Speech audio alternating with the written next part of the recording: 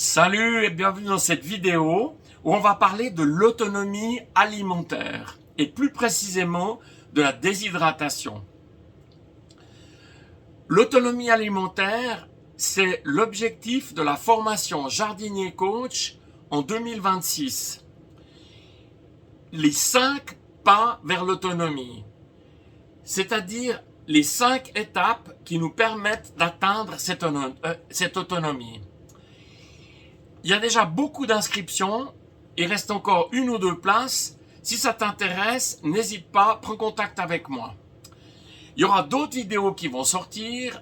Si tu veux pas les louper, clique en bas à droite sur abonner. Alors, c'est parti!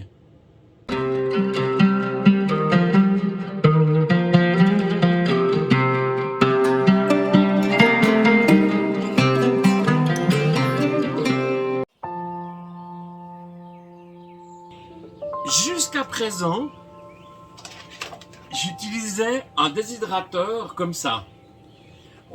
Je sèche les champignons, certains légumes et autres, mais c'est vraiment pas précis. Et avec ma compagne, donc, on a décidé de faire un pas de plus vers l'autonomie pour acheter un déshydrateur professionnel. C'est vraiment quelque chose de génial. On peut régler la température, le temps, c'est juste trop bien. Alors, en 2 mots, pourquoi on fait ce pas de plus vers l'autonomie?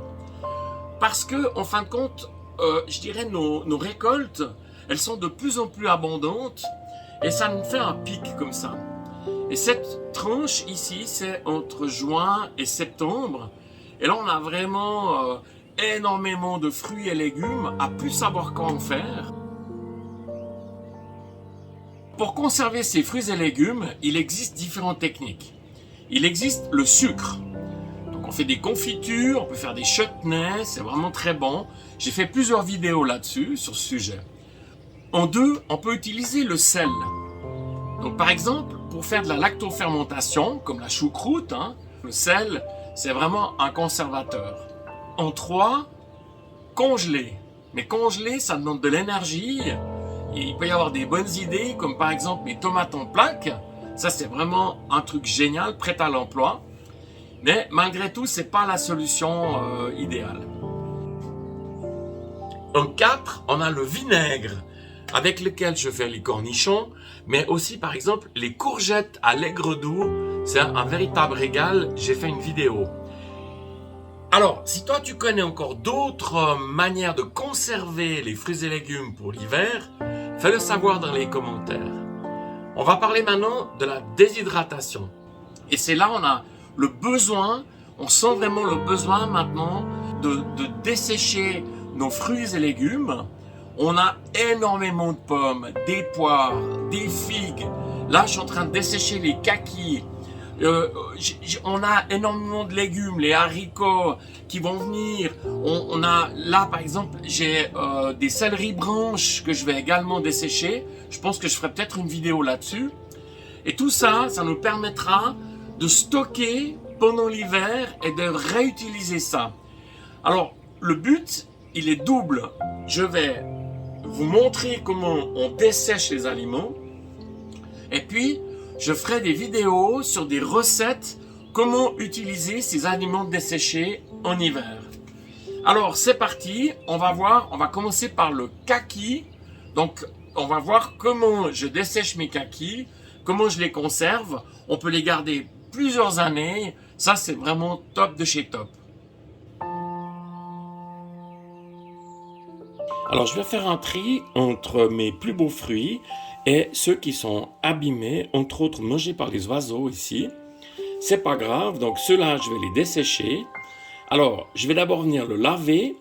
Ensuite, je viens couper des quartiers comme ça, ici, et ça part au déshydrateur.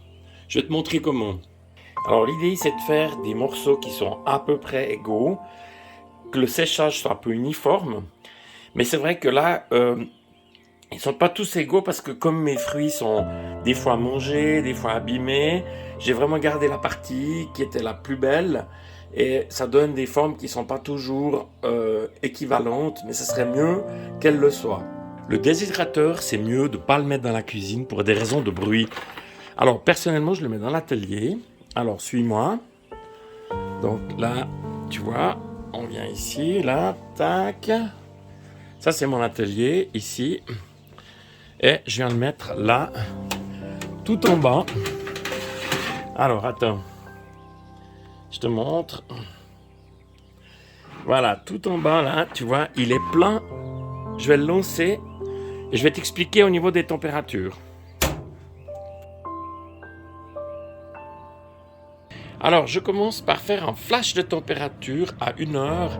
Ça permet vraiment d'enlever l'humidité. Alors, température 45 degrés. Pourquoi ? Parce que c'est la température maximum avant qu'on détruise les nutriments et les vitamines. Et je commence par le mettre 15 heures. Et là, regarde, après 15 heures, comment c'est ? C'est encore, tu vois, c'est presque sec, mais pas tout à fait complètement. Donc je vais le mettre encore ici 1 ou 2 heures. Alors voilà le résultat après 20 heures à 45 degrés. Et ça, je viens remplir un bocal ici de type le parfait. Il faut vraiment qu'il soit hermétique. Et tu vois là, c'est ma 4e plaque. Et regarde, 3 plaques, ça remplit déjà presque un bocal de 2 litres. Alors c'est vraiment super génial. Hein. Quelques réflexions sur le déshydrateur. Il faut prendre avec une certaine puissance. Au minimum 600 watts. Ici, c'est un 1050 watts. C'est juste parfait pour mes besoins. Ensuite, il faut que la programmation, tu puisses la faire au moins sur 99 heures.